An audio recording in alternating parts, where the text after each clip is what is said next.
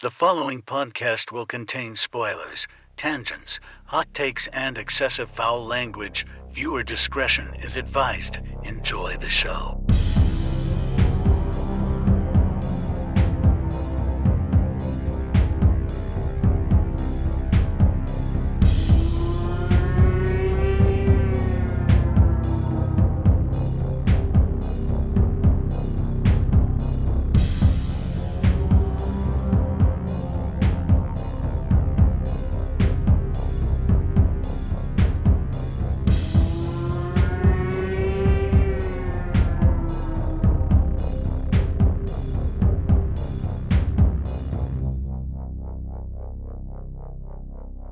Greetings, horror fans, and welcome to episode 347 of Frightmares. I'm your host, Austin Proctor, and joining me today for 2019's Crawl is Michael Vyers. That's me.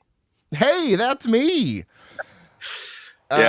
This is a fun time because if you remember, back in 2010, for everyone listening, we did Alexandre Aja's Piranha 3D. Now, 9 years later, we're doing yet another aquatic horror movie from the same man that is completely different in tone, completely different in almost every aspect, except the main antagonist is some sort of fish or amphibian. So this is going to be very fun to contrast the two, as I'm sure we will do throughout the episode.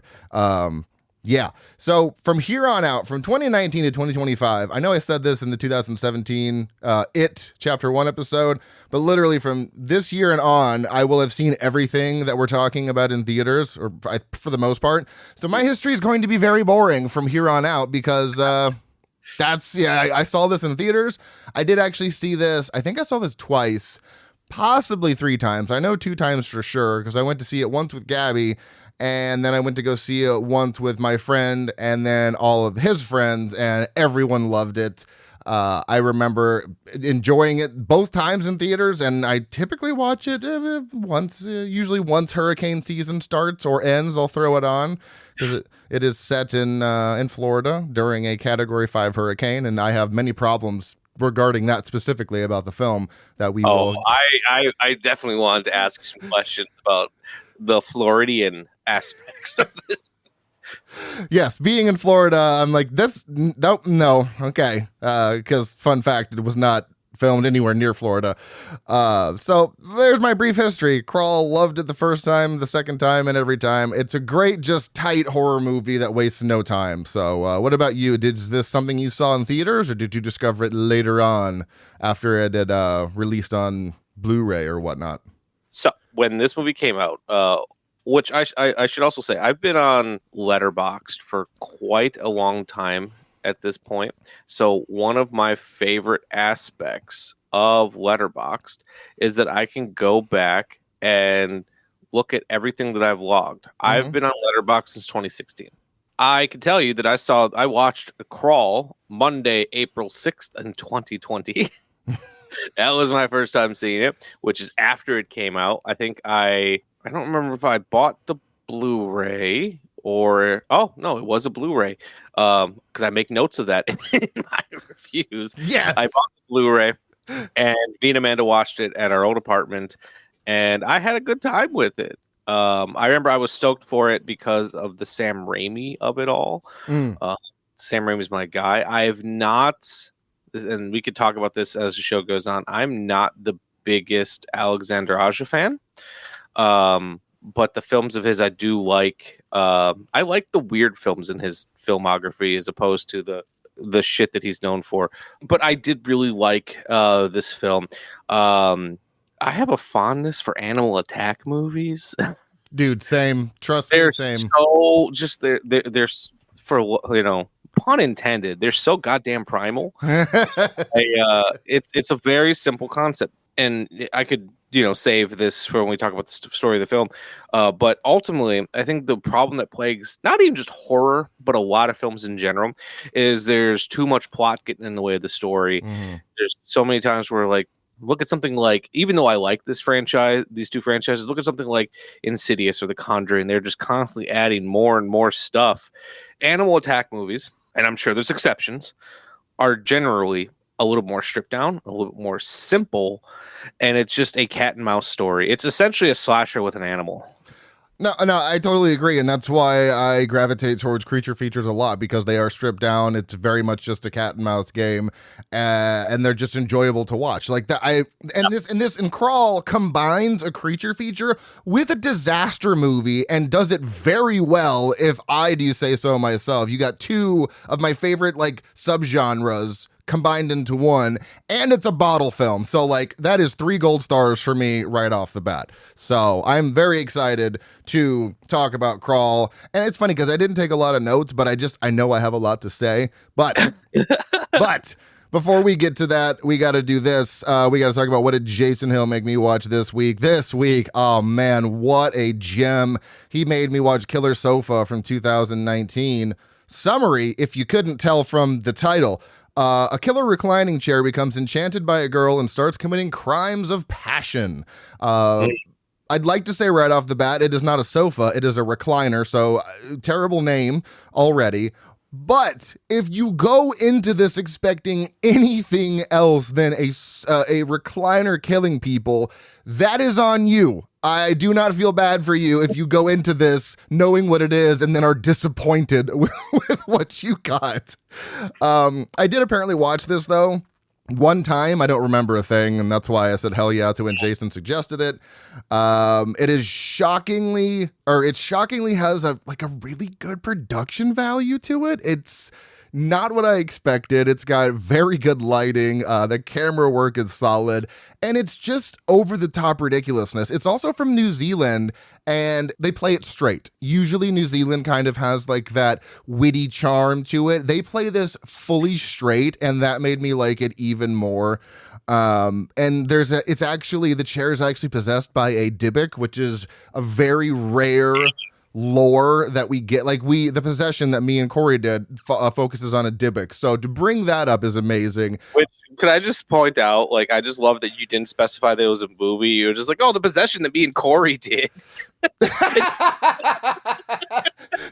me backtrack that, rewind. The possession from 2012 that Corey and I covered on this show.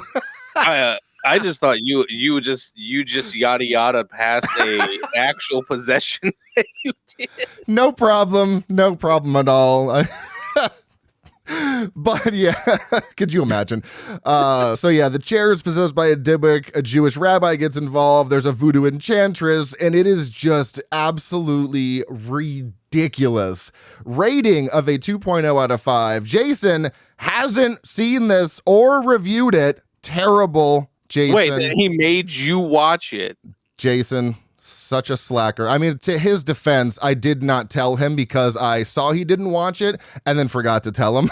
So he's probably watched it. He just hasn't logged it on Letterboxd because I think he's newer to Letterboxd. But nonetheless, I'm gonna go ahead and say this would probably be about a 1.5 from Jason.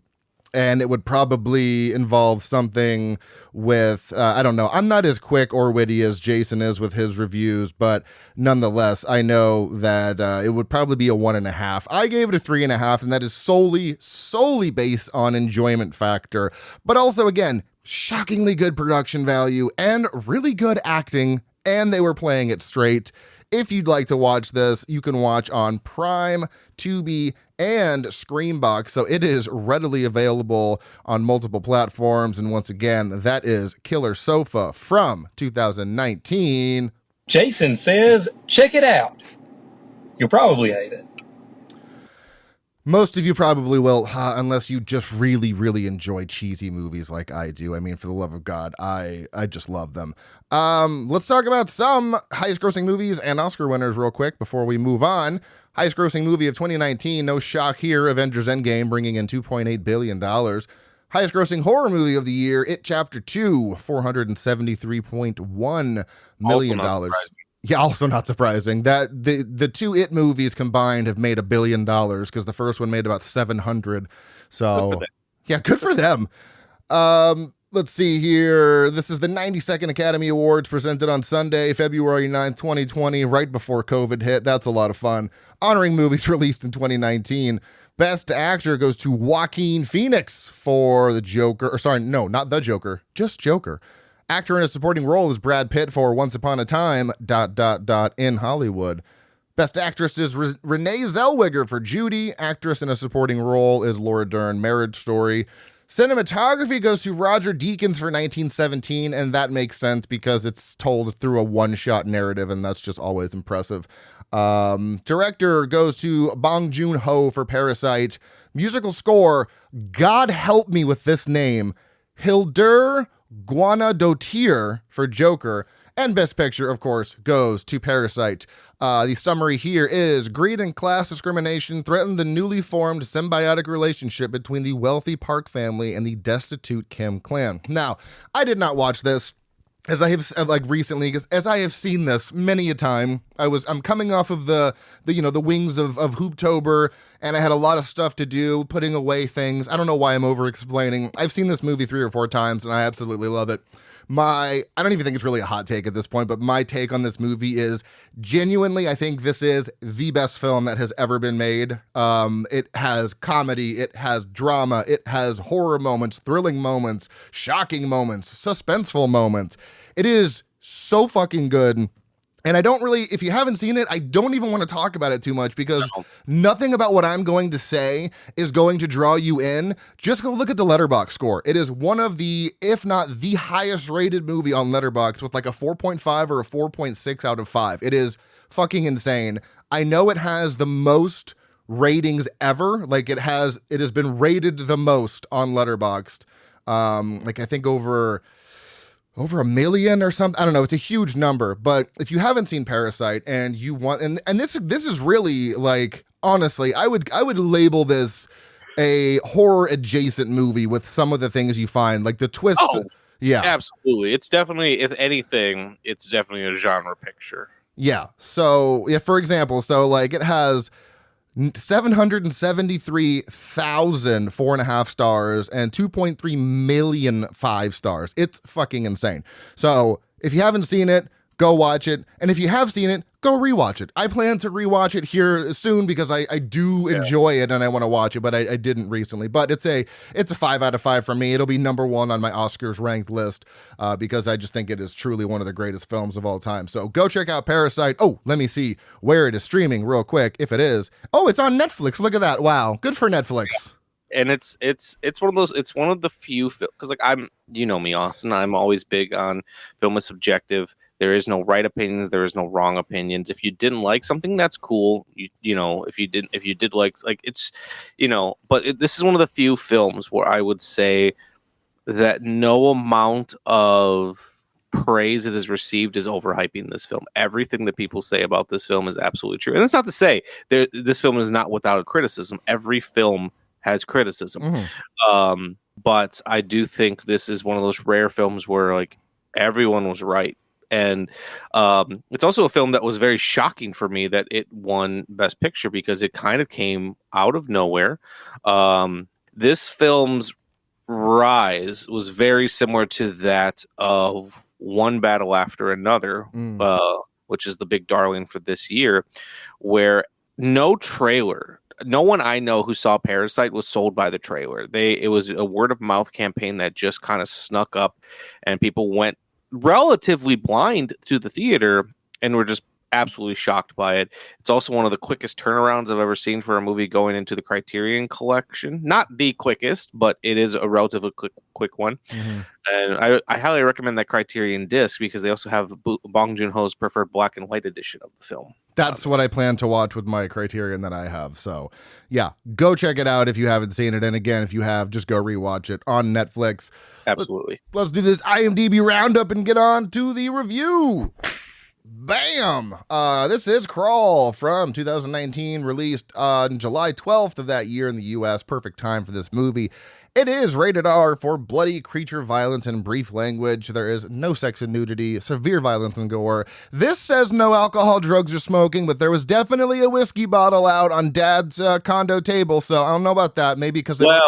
I think the rule is as long as someone's not being shown consuming it, they can count that.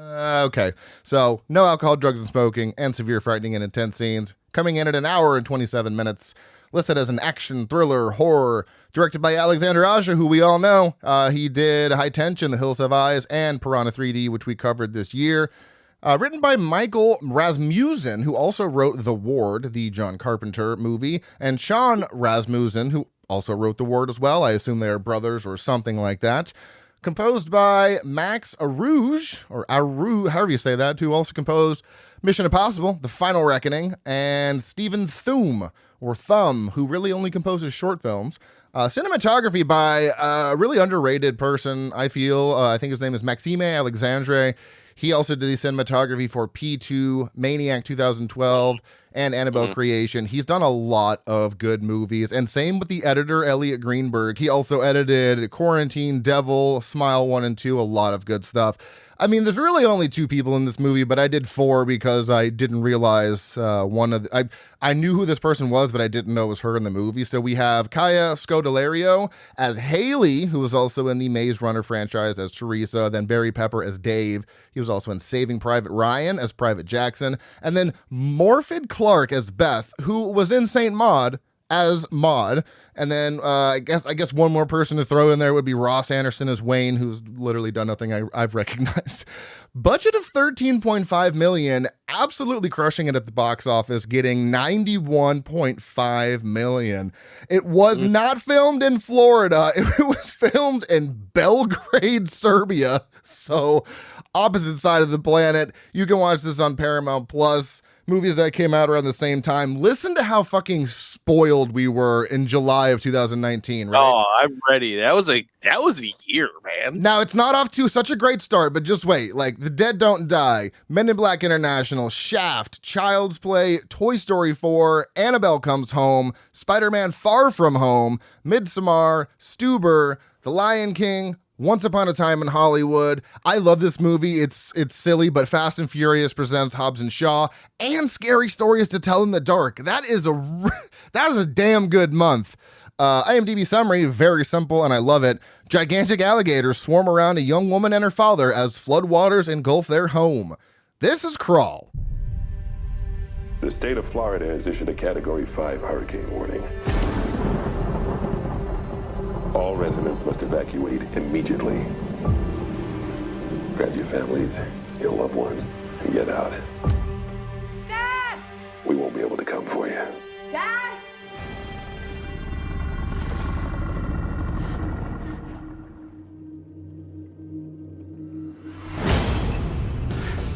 Dad! Yeah. Oh my God. What happened?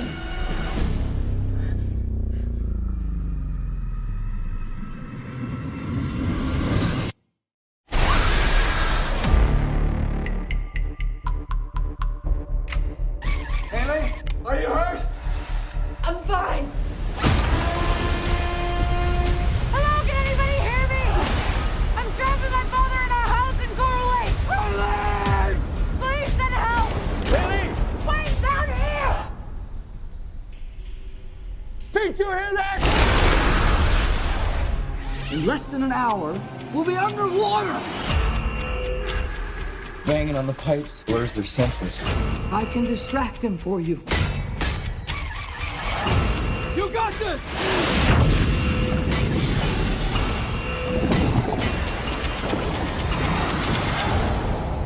You need to go now. I'm not leaving you here.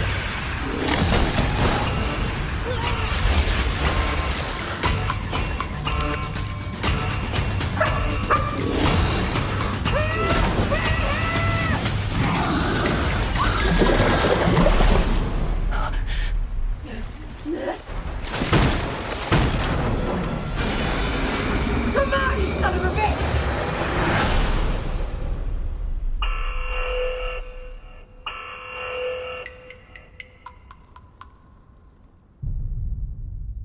So, Michael, overall thoughts on Crawl. What do you got? So I love Crawl. As I said before in our intro, I am not the biggest Alexander Aja guy. I like High Tension. I don't really have much of an opinion on The Hills Have Eyes. But I love Piranha 3D. I love Crawl. I'm hoping he does give me a third Animal Attack movie, Alex. and let's do a trilogy here.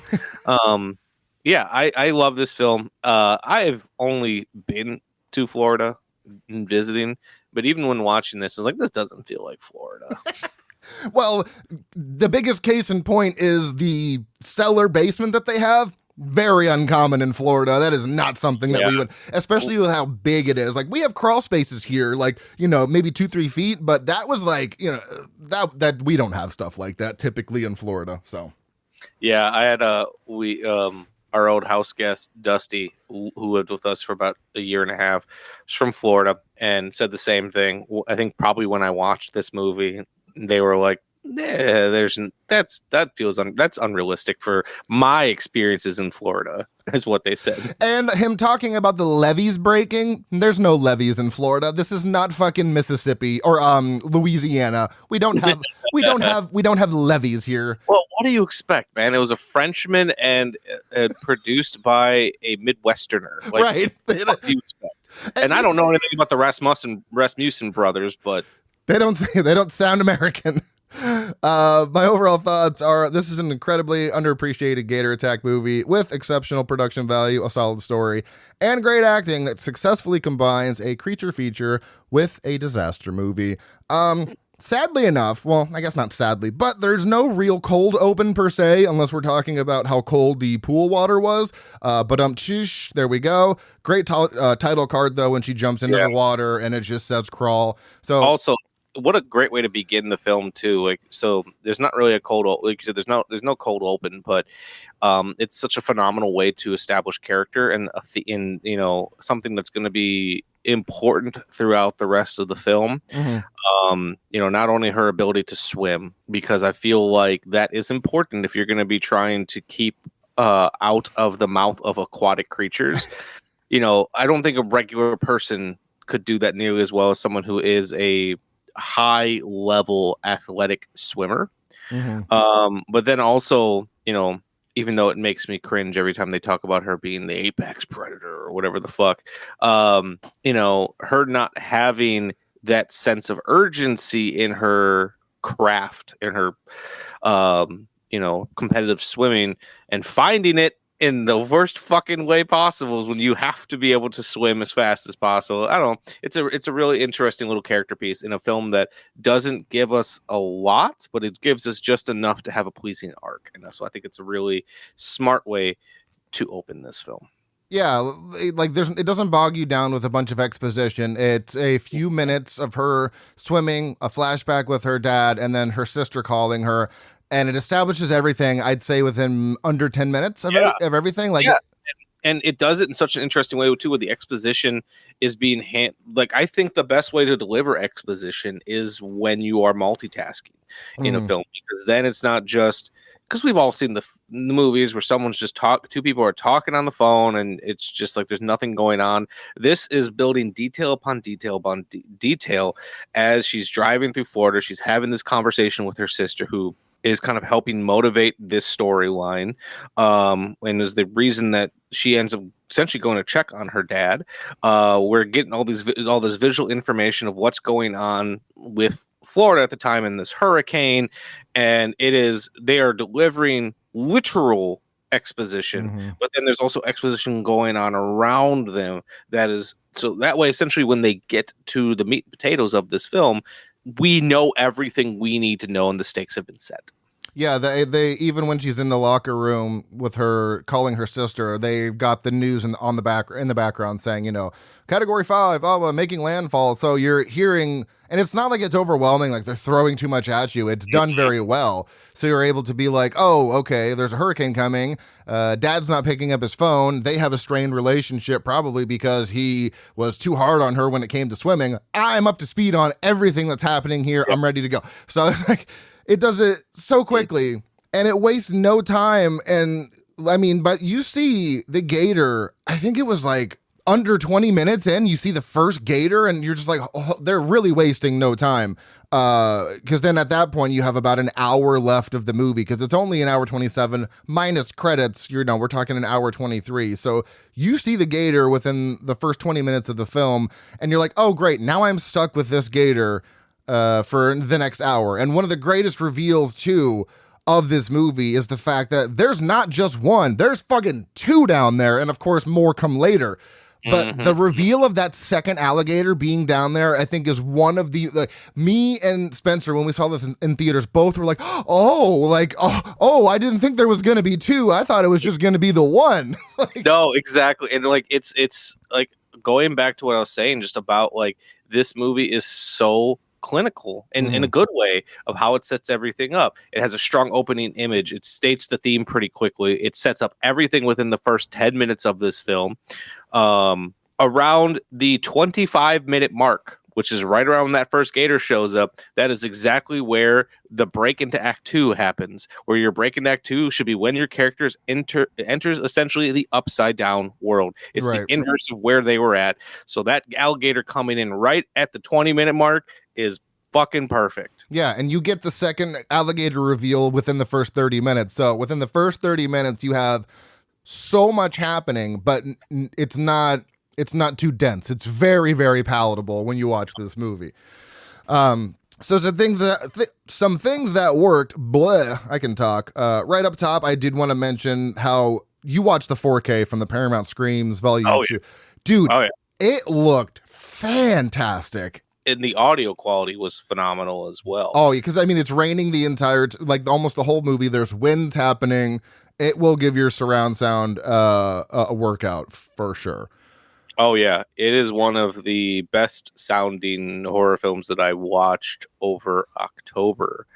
And this doesn't happen often, where the jump scares were actually working on me.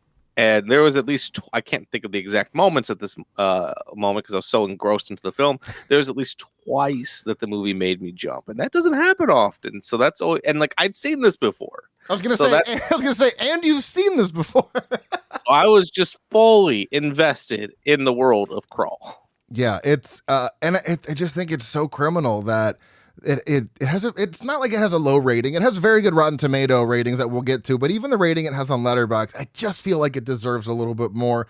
But I looked at other alligator attack movies like Lake Placid, 2.7 out of 5. Absolutely, that's gross. Fix that. Alligator from 1980 has like the best one at a 3.2, and it's well deserved because that's my favorite alligator attack movie. But I don't know what it is with maybe it's creature features. I don't know, but not a lot of them just don't have the best ratings, I'd say, for the majority of films. But I don't know. They work for me because we've already discussed the appeal of creature features to us. So some things from a Floridian standpoint I wanted to say that worked. There's like 3 things I had here. Acting like a hurricane isn't coming by doing stuff you normally would is very Florida.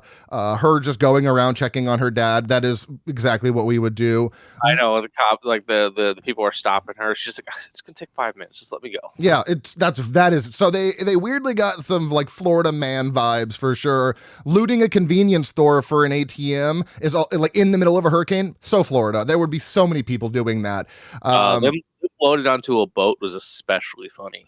Yeah, that is something that would actually happen. And I had a third thing that they didn't do in the movie, but the only thing that this movie was really missing to more Florida it up is someone just riding by or floating by in a raft, because someone would have done that down here too. If there was that much rain and water, someone would be out there in a raft just going down the street. So they definitely hit some beats of Florida pretty well, and setting a movie in a hurricane is outside of your Twister or your Geostorm. That's a very niche thing that not many movies, not even horror movies, but just movies in general, don't do. The only other one I can think of that's a horror movie that was set in some sort of a hurricane or tornado is the segment Empty Wake from VHS 94. That is set during some sort of like cataclysmic event. But other than that, I'm like, are there any other horror movies that are... This feels like the prestige version of like a Sharknado, where they're like, what happens if we mix deadly animals with a storm? But they're like, let's not make it stupid. Right, yeah, okay, because I'm not including Sharknadoes into this because that is so completely different than... Which, if anyone out there is listening and is also stupidly rich and wants to give me some money, I do have my own natural disaster animal attack movie called Bearcano. So, Anybody wants to greenlight that, I will help. So yeah, it just got me thinking. I was like, man, it's a very unique thing to set a horror movie in a hurricane and make it a creature feature. You could have you could have not had the gators in here. Sure, it probably wouldn't have been as good or effective, but just the fact that you're trying to survive a hurricane is horrific enough.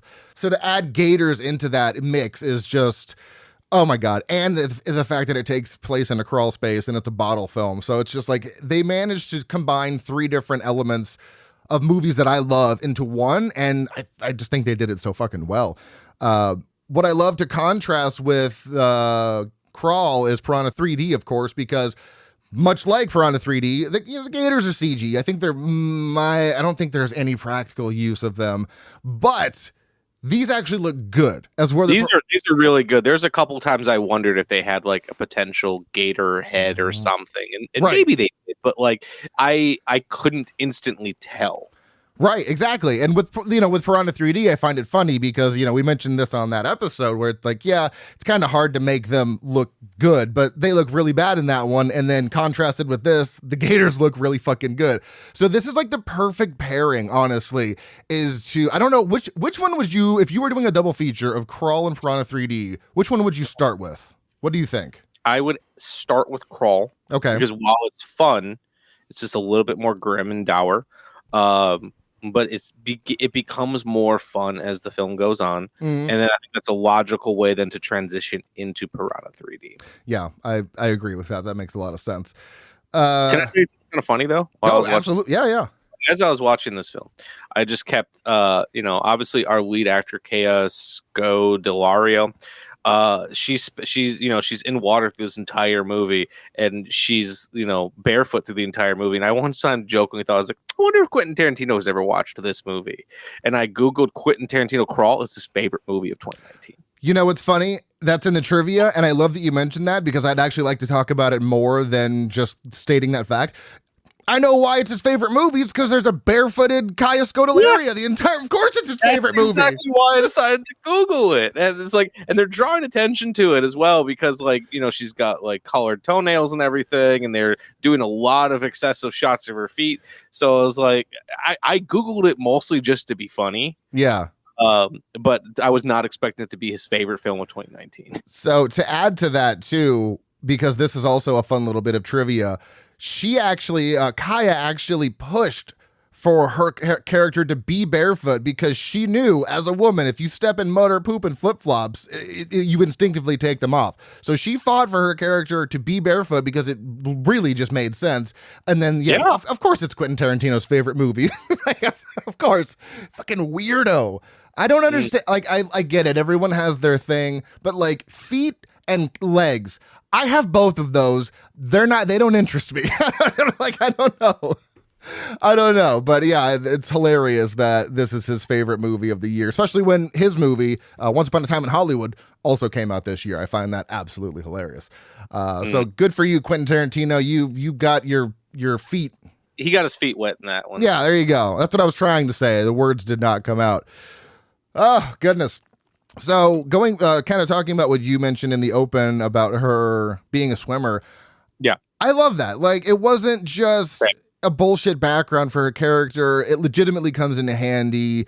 I think maybe some people might find that a little like too convenient of a plot point, but I find it interesting because it adds depth to her character. It makes her it makes her ideal for this situation when she's trying to rescue her dad and get everybody out of there. So I think that was an important beat to hit. And plus the fact that they were kind of at ends with each other, and then them reconnecting, I assume, we don't see what happens after the storm. But it's safe. I've never understood that thought process of if you build something into the plot to help serve the plot, that it's too convenient. Yeah. Like, that would be different if like we never established any of that, and then she just ends up being like near professional swimmer. That would be convenient. Right. But I don't know. I feel like there's too many movie fans out there who want to be smarter than the movie, and building something into the plot to help serve the plot is not the film being convenient. It's good storytelling.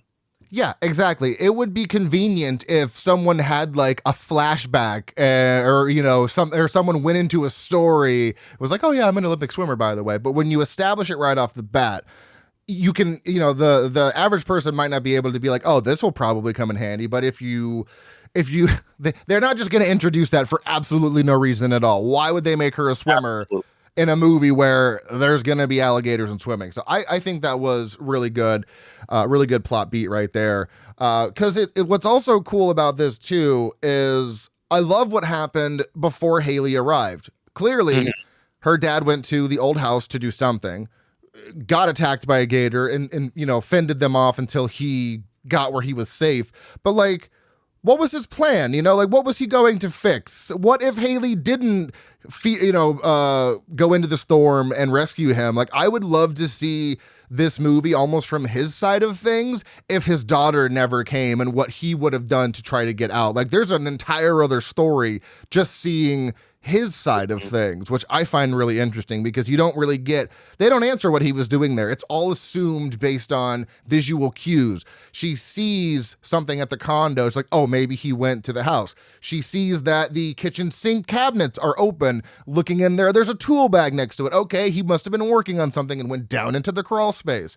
So you don't get answers to it, but it's just very easy to put the pieces together. But I would have just loved to see, not even in this movie, but like literally there's an entire other movie from his perspective of what happened and how he got attacked to get where he was. Because he got bit in the neck, or on the shoulder.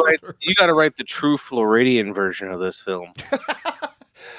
Nothing would please me more than to make a true to form from Florida, shot in Florida gator movie called Gator Man or something, or Florida Man or something like that. That would be amazing. I would love to do that. I'd watch that. Goddamn people did they even visit Florida? Did they even come down here to see what it's like? I don't even understand. Probably not. No, but I don't imagine Alexander Aja even knows what Florida is. just like we don't know if he knows what's funny from 3D. Yeah, like I don't think he understands humor. Even though that movie is hilarious, though I don't know if I don't know if he intentionally made it hilarious. And I don't know if he understands Florida. I would love to meet this man. I have so many questions for him. He seems like such an interesting guy. To be quite honest, because he looks like a weird mixture of Michael Bay and Tom Petty. Okay, I need a visual on Tom Petty. I obviously know the name, but I can't. I'm not getting. Let's see, Tom Petty. Oh yeah. Oh, definitely, 100%. Yeah, he's like the French version of Tom Petty and Michael Bay.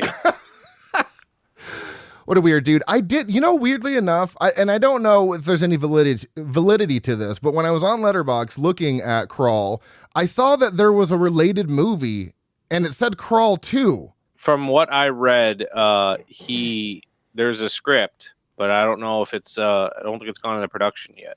Yeah, it says pre-production, but on IMDb that can mean so many things. But it does have a synopsis. It says, in New York City, a family's survival skills are put to the ultimate test as they navigate the urban wilderness. I mean, I trust me, I would love to see another Crawl. They're going the Predator route where they're going to put it in New York. Right. Yeah.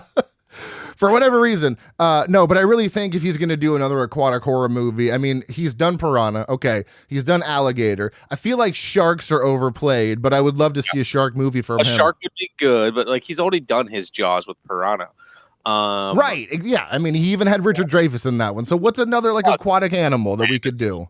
Manatees. The killer sea cow. One of the most docile creatures on this planet just decides to say fuck it and kill everybody. Well, there is the movie No Wake Zone, which is about a mutated manatee who terrorizes Tampa, Florida. Shut the fuck up. Is there really? Yeah. Oh yeah, here we go. Yeah, that's hilarious. That's something that's something we need. But it needs to be shot in Florida. You need to be doing it correctly in Florida. But anyways, your problems with the Florida of it all are my problems when I watch Zack Snyder's Dawn of the Dead. It takes place in Milwaukee. And again, Snyder's from Wisconsin, but they shot that shit in Canada. Did they really? Oh yeah, they didn't shoot it in Milwaukee. Fuck no. And we did, that was one we did on the show, but that was 15 episodes ago. I can't remember where they shot that. Yeah, so this was filmed in Serbia, so clearly this was just a neighborhood. That's a tax write-off issue. Oh yeah, and clearly it's just a little half in it. I think it's like a cul-de-sac that they made in at a gas station. But none of those. I've not spent much time in Florida, as I said. Right. But like I believed the Florida-ness of it all until they got to that neighborhood. It's like those houses don't look like Florida. I'm not saying those type of houses don't exist in Florida, but that didn't feel authentically Florida. That felt very Midwestern to me. But maybe I'm wrong. No, you're correct. Like if especially someone living in Florida, everything up to the house, I was like, sure. You know, you've got the University of Florida, the Gators. That's a real college down here. The apartments felt, Like it felt like some of the parts I've driven through Florida, some of the roads with the trees, and like I don't know, it felt like okay, it's convincingly enough. But something about those houses, it's like that. This does not feel right. Yeah, and especially with how big that crawl space was, it's not. That is very atypical. Especially coming from me too. I literally work in the mortgage business, looking at houses all day long, and we have, like I said, we have crawl spaces, but the crawl spaces start at the ground level and go up from the ground. They never go below. Yeah, there are basements sometimes in Florida, but they're usually built into the side of a hill. So yeah, it's very unrealistic for any crawl space of that size to exist in Florida unless it's built into a hill. So yeah, it doesn't very much feel Florida, but like I said, they do somehow hit the beats of things that would happen during a hurricane in Florida. But my biggest pet peeve with this movie, the biggest thing that annoys the hell out of me is them flying helicopters. That is literally not possible in a Category 5 hurricane. That shit would be, there is no way. The only thing you can fly in a hurricane of that measure are those little drones that they send through to track the hurricane or whatever.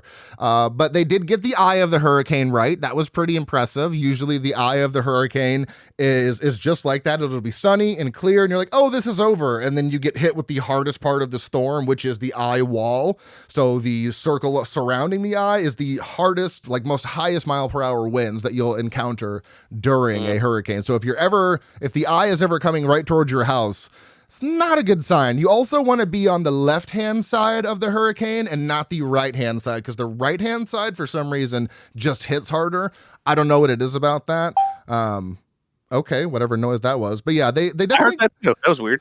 They definitely got a lot of elements of the hurricane right. But yeah, Category 5 is sustained winds. So not gusts, sustained winds of 150 miles an hour plus. You're not flying a helicopter in that. Well, apparently they did. They flew 3 of them. Yes. So that's like my biggest problem. But yeah, I don't have any firsthand experiences with a hurricane, though. Wisconsin did flood this year. That was fun for us. Oh yeah, you told me that. It was crazy. Yeah, we were fucking swimming in the flood. Well, not us, but people. But even when I was watching this, I was like, that doesn't feel right. I gotta ask Austin about this. Oh, yeah. Are there any questions that are outstanding that you would like me to answer? No, I was mostly wanted to confirm my suspicions about the crawl space / basement. That, and just get your take on someone who has survived hurricanes. You've been rocked like a hurricane. Yeah. Just wanted to see if what they got right, and it sounds like a little bit, but also not much. Something they did not get right. It's very rare we get a Category 5. Usually by the time it hits at least for us in Orlando, because if a Category 5 makes landfall, by the time it gets to us in the middle of the state, it's much weaker. But if usually the rule for Floridians is Category 1 through 3, sure, we'll stay. Category 4, it depends on where you are, but Category 5, I'm fucking leaving. Those are way too dangerous, especially it really depends on where you are in the storm. If you're just going to get hit with the outer bands, don't worry about it. You're fine. But we went through Charlie, Gene, and Francis all in 1 year in 2004. I'm pretty sure Charlie was only a Category 1, and that shit rocked our fucking world. No power for 2 weeks. It was insane, dude. It was not fun. That sounds not good. It's not good. I'm trying to see. It was it was a category 4. Okay, so yeah, it was a category 4, and we stayed for that. We could just hear trees all around us falling, power lines snapping, transform. It's just horrible. So wouldn't recommend it. But yeah, they did get a lot of that stuff right. I wanted to mention what was it? So a couple of things that didn't work, and these are very petty things. The dog being named Sugar fucking made me so mad. It's a white dog, or it's not a white dog, it's a black dog. Onyx would have been way more fitting if you're going for a basic name of a dog. Already mentioned the below grade section of a home. They really wouldn't have that. And how the hell, I wrote this down too early. I was like, how the hell did those gators even get in there? Oh, there's a big drain pipe that leads to this area of like a circular area that then leads to the layout of that is very confusing. Yeah, you've never gone through the drain pipes, Austin? Goddamn. Apparently not. It's like some Dairy-esque fucking It Chapter 1 shit where this huge pipe goes down into maybe he was trying to fix the big pipe. He knew it was like a gator funnel. That's what he was trying to do, block it off. So those are the things that they're just really petty things. Is there anything that didn't work for you specifically with Crawl? I'm trying to think. I feel like when I was watching, because I watched it at this point 2 weeks ago, because we were supposed to record this last weekend, I feel like originally. Yeah. Then life happened. Yeah, shit happens. Shit happens. I love how inconsistent these gators are. Like the fact that like he's like coaching his daughter to swim to that boat. He's just sitting in the water. He's just standing in the same water, and they're not going after him when he's clearly the easy target, bleeding into the blood, bleeding into the water.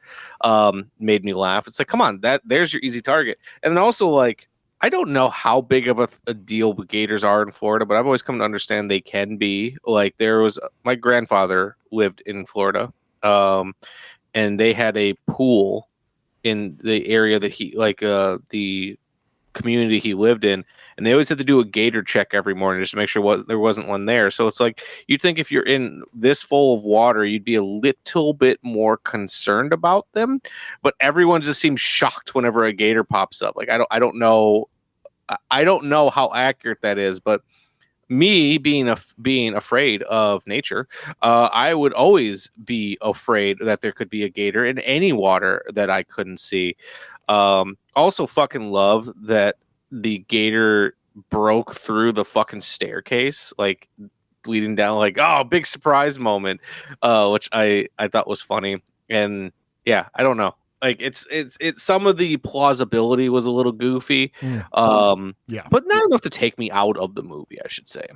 Yeah, I don't feel like it was over the top or ridiculous. It was. I feel like it was dramatized, sure, but dramatized. I like that. But it wasn't like, okay, well, this is just unrealistic. But I will agree with you on the gator thing, because they were attacking them left and right in the crawl space, and then all of a sudden they get out there, and the dad mentions some bit of dialogue about splashing water on the surface, because that would attract a gator. I mean, they wouldn't just straight up come to the surface and just bite, but splashing, just like sharks, they're attracted by splashing. But yeah, then they just swim right by them, and I'm like, this doesn't make any sense. It's kind of inconsistent with the gators here. But the rule of thumb in Florida is how to check if there's a gator in the water. Is the water wet? Yes. Okay, cool. There's probably a gator in there. Yeah. So like I get the people who are like trying to steal the ATM machine, but I feel like there should have just been someone should have been on Gator Watch. Yeah. You'd think there would have been someone on Gator Watch, because the world is becoming their playground. Someone should be watching for gators. There's no other way to put it. Yeah, not grabbing the old hot dogs from the convenience store instead. But yeah, those hot dogs are probably so wet. Oh God, he picked it up and I was like, that doesn't even look cooked. No, don't eat that. Squishy. No. So yeah, I mean, there's some things that are obviously unrealistic about this movie, but yeah, for me, it doesn't take away either. I don't really have a hot take for this movie. I just think that a 2.9 out of 5 is incredibly underrated for everyone I've ever shown this film to or watched with. They loved and they had such a good time with it. So I don't know, 2.9 just seems low. So have you ever? So I feel I'm now curious because there have not been a lot of movies about hurricanes. Right. Not that I can think of. I'm curious what film is more accurate to be a hurricane, this or Hurricane Heist? You know, that has been on my list to watch for quite some time because Spencer watched that and he said it's a dumb movie, but like it's so ridiculously fun. So Made by the Fast and Furious people. What do you expect? Oh, that's why. Okay, that makes a lot of sense. All right, so that's another movie that I will have to watch and report back on. But yeah, I don't know. I just don't know what didn't work for people with this movie. I don't know. Like I said, I get this feeling sometimes when I will look at people's reviews in movies, and I feel like this might be me just kind of going on a tangent, so I apologize now. Waving my hands around and just trying to center myself. People take shit too seriously. Yeah. And in that, I'm not saying you should not be critical of films, but I feel like there's so many people out there, especially with the advent of Letterboxd. And I say this as someone who absolutely loves Letterboxd, and it's my most used app. I feel like everyone wants to be smarter than the movie. Everyone wants to have some good quips to say about the movie to show how witty they are. But very few people out there know how to actually criticize a movie. And I'm not talking shitting on a movie, but actually be critical towards a movie and give film criticism towards a film. Case in point, the simple fact that the amount of times I'll read long paragraphs from someone and all they can talk about are plot and character when it's a fucking visual medium talking to me about the cinematography a little bit. I feel like if there's a movie that has a silly plot, and let's be real, this movie does have a silly plot. On paper, they're automatically, well, this movie's going to be dumb, so I can't take it too. Well, actually, not even that. That's not even the case. It's not necessarily they can't take it too seriously. They take it too seriously, and they view every film as if it needs to be some fucking cinematic masterpiece. And some films are just exist to have fun with. I don't know if any of this is making sense. No, it does make sense because it explains who I was when I was younger. I think I've said this before on the show, but like I had this weird rule in my like late teen, probably like my 20s, where it's like if a movie doesn't grab me in the first 20 or 30 minutes, I turn it off. That is such an unrealistic way to watch movies. I had to be impressed by something rather than just watching movies to have fun and be immersed in the world that is created on screen. Even if I don't like a movie, I will find something positive to say about it. There's very, very few instances when I watch a movie, and even if I give it a 1 star, there's like I will at least find one thing that I'm like, hey, this is what I did like. Everything else did not work for me. I look for the good in movies, whereas I feel a lot of people are trying to find the bad. So they're focusing on the bad and kind of forgetting all the good, whereas I'm like, yeah, some of this plot of Crawl, kind of silly, kind of inconsistent. It's a ridiculous premise, but it's fucking fun. Cinema should be fun. Like, It can be serious. It can be dramatic, but you can also be fun. You can just turn your brain off for an hour and 27 minutes and watch huge gators eat the shit out of people. That's fun. So, no, I totally agree with you. I 100% agree. Hooked for me is when they show the second gator, because she's what's her name, Haley, is going for a phone and she sees the gator off in the distance and you're like, oh, okay, we're safe, grabs the phone, and then how they reveal the gator is so amazing because lightning flashes and the gator's already got his mouth open behind her. And that was one of the moments I fucking jumped at. Yeah, I did too. I'm like, because I know it's coming, but I always forget how they do it. So that's when I'm hooked. And mind you, that is just like 25 minutes into the film. And I was like, yeah, I'm good. So that's the moment that always like I audibly gasped in the theater. I was like, oh my God. Yeah, so it's a good moment. Like there's a lot of strong filmmaking going on in this film. Yeah, I mean, you can tell Aja knows how to, he knows how to make a movie for sure. What about you? Did you have a different moment or was same moment or what? Well, it's always hard to like pick one of those moments when you've already seen this film because then you're trying to remember back. But I would say it was probably the reveal of the first gator when he just fucking breaks through that staircase. Oh, is because it comes fucking fast and furious, and it takes the stakes up quite a bit because leading up to that moment, say you knew nothing about this film. Say you just went into this absolutely blind and it was a killer gator film. Like they're building suspense and you're like, what's gonna be down in that basement? What's gonna happen? Why is this movie called Crawl? Actually, the title actually does not give away the animal, so that's actually kind of great. You're like, well, there's something apparently in that crawl space. What's going on? And then when that gator gets introduced, it just adds a fucking ticking time bomb to everything that they're doing, because not only do they have this gator to contend with, but then they also have the rising water to contend with, and just that's when the story kicks in. And they have no stairs to get back up because the gator has destroyed them. And the only other way to get up is through that little door. There's something on top of it and they cannot move it. So it's like, you're stuck here now with these. Have fun. Yeah, that's such a good moment too. And the score behind it, I think it's really sad that the composer of this movie has not done a lot, because I think the score is one of the biggest highlights of this movie. It is very ominous and dreadful and hits when it needs to hit. So I'm never lost in this movie. I love it from beginning to end. Is there any moment at all where you feel the movie loses momentum, like, to you? I would say there is a point where, pun not intended, there is a point where I just kind of feel like they're treading water a little bit. Thankfully, each moment of violence in this film is handled in a relatively unique way to keep things interesting. But there is a certain point where it becomes all right, swim, fight gators, swim, fight gators, swim, fight gator. Like, it's just, yeah. And I get it. That is the, there's a fight or flight respect to this film. They don't really have the time to make plans, but once again, it all goes back to the thing with her dad, where he's just standing in the water, cheering her on, and all the gators are going after her. If the gators are smart, they would go after the guy who's clearly just standing there. Yep. But or at least divide and conquer a little bit. So, once they leave the basement, I think it takes a little bit of a dip. It picks back up again once the water levels start rising up and then the house starts filling up with water and all that. Yeah. But there's a little bit of and they have to go get that boat. And to me, like, the boat, I never felt like the boat was going to be what got them out of there. It just felt like it was just another plot point. Yeah, that's fair. Okay. Horror moment for me, like I said, the reveal of the second gator is a very good horror moment, but the one for me is the gas station scene with the people robbing taking that ATM, because there's a girl being attacked in the boat while the guy is looking across the street. So you're seeing the gator attack happen behind him that he's unaware of.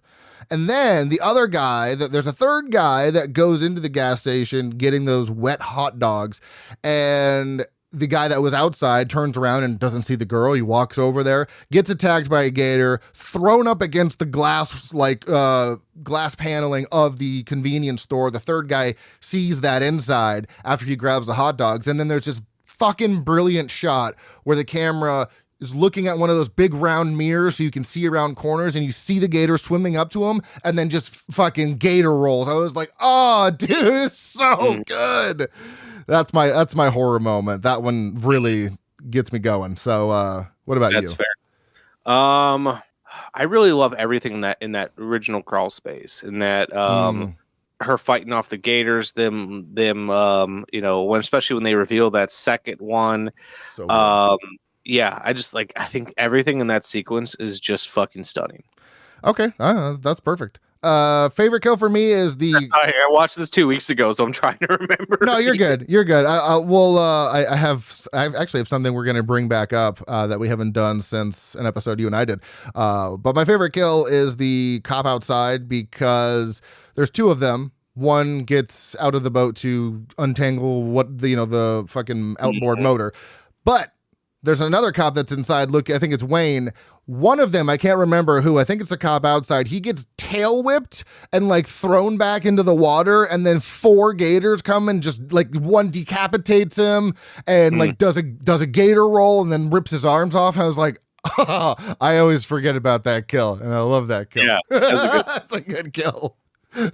What about you? Absolutely. My favorite kill is when which character was it that has their arm bit when they have a gun and they just fucking empty the clip into the gator? Oh, that was Haley, but she doesn't die.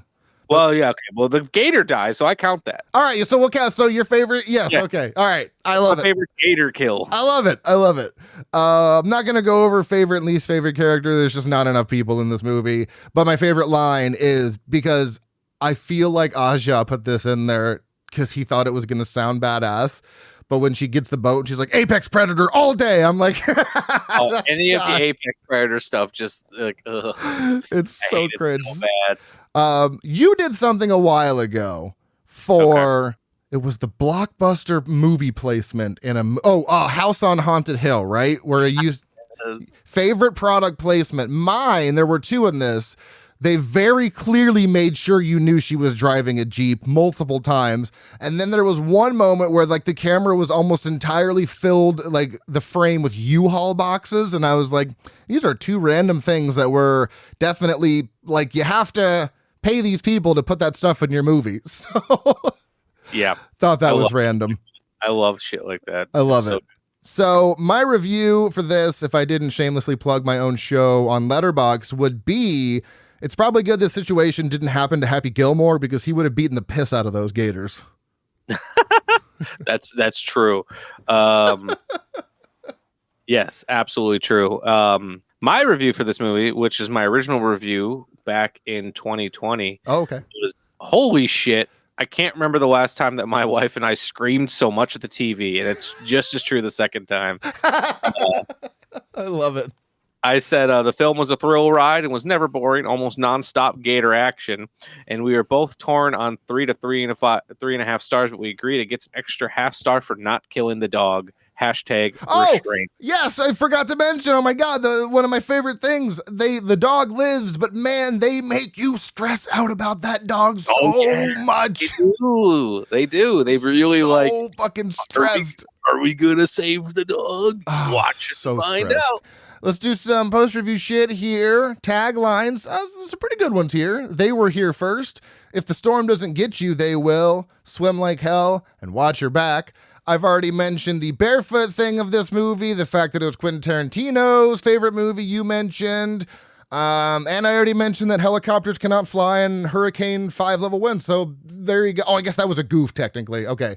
So that's a goof. There's actually some really good goofs that I have here. This is like one of the rare times where like I got a lot of good goofs.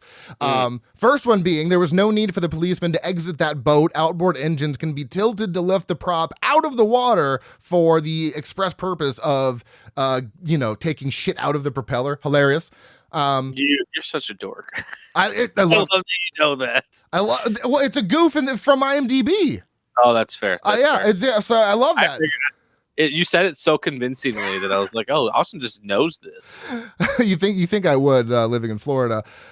When Haley's father tells her to swim to the boat, he tells her that she can swim faster than the many alligators out there. However, this is highly unlikely because the average adult alligator swims at up to 20 miles an hour, while 23-time Olympic gold medalist Michael Phelps tops out at about 6 miles an hour. So there you go. Phelps. Fucking Phelps. Alligators don't hunt communally. They also don't build underground nests because they need sunlight to keep their eggs warm. And female alligators try to seek secluded areas away from humans and other alligators to build their nests. All vehicles display a front license plate, a dead giveaway that this is not set in Florida because we only have rear license plates. And last but not least, the crawl space is ringed by a series of decorative lattice made by brick. Appearing weakly held, any series of sharp bangs could have easily made a hole large enough for the two to escape to the outside. There was a toolbox, pipes, and many other things available for implementing such breakage. Rated 6. Yeah, I really thought it should have been a lot easier to get out of that basement. Me too, yeah. Especially there were some pretty big holes. Rated 6.1 out of 10 on IMDb, 2.9 out of 5 on Letterboxd. This has a shockingly, not for me, but I was kind of shocked at the 84% tomato meter and the 75% audience score. What did you give this, Michael? 4 stars. Oh, I gave it 4 stars too, so that's a Frightmare certified. Slap-a-rooney, I love it. Similar movies, according to Letterboxd, we have A Quiet Place, The Descent, Wolfman 2025, Beast, and A Quiet Place Part 2. Similar movies, according to IMDb, make much more sense. The Shallows, 47 Meters Down, Piranha 3D, Fall, and Rogue. Let's do some funny reviews, and then we can get the hell out of here. I've come with my usual my usual 5, as I typically have, so I am ready to go when you are. All right, you go first. All right. This just makes me laugh because it's a dumb pun. 3.5 stars from Dirk H. What a load of crock. That's a good one. My first one is from YouTube video essayist Patrick H. Willems. An extremely convincing argument for not living in Florida. He gave it 3.5 stars. Love it. Another one that I thought was good, because it's kind of another pun here. 3 stars from Russman. You could say that they needed some Gatorade, AID. All right, I got one from Gregory Taylor, 3 stars. Someone holding a gun gets their arm clamped down on by a massive gator and just unloads it into their mouth. Bravo. Yeah, very Florida man right there. Yes. Yeah. I love this one. 4.5 from Cobb. Ending this with "see you later, alligator" is fucking brilliant, and I hard agree with that. It was such a I forgot about that. Such a great ending, or such a great credit song. Oh my god. Fuck. They should have ended it with Alligator Rock from Elton John. Yeah, love it. Yep. This one is from That Cannon Guy, who I follow also on TikTok.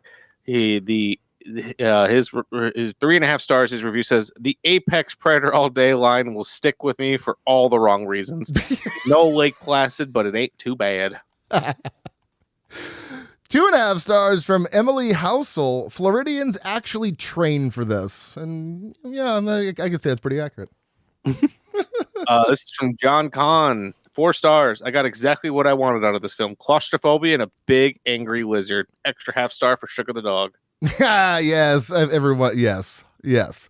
This one I added because I have to research what this is, because I was so taken aback by this. 3.5 stars from Josh Larson. If I'm being honest, I decided to take on Fear Not, a Christian appreciation of horror, just so I'd have an excuse to catch this. What is this? I have to look into this. I will come back with more details later, but Fear Not, a Christian appreciation of horror just sounds wildly hilarious to me. So I don't know what that is, but I'm going to find out. Yes. Let's see if I can find. Oh, okay. Here's one I like. This one is from The Diva Bible. Ooh. Half star. Oh. If alligators could climb, this would be called Climb. Yeah, the title actually has kind of a double meaning. Alligators crawl on their bellies. They're in the crawl space. Yeah, it's a fun title. Oh boy, tell everybody where they can find you on your podcast or social media in general, Michael. All right, I am on every form of social media. I am on Instagram. I am on TikTok at Shameless Picture Show. I'm on Instagram at Michael_Vyers. I'm on Facebook. I'm on Letterboxd at Vyers10 2008. Come give me a follow. Yeah, that's all I got. Yep. And obviously, be sure to check out the podcast as well. Oh, yeah, my podcast, The Shameless Picture Show. There you go.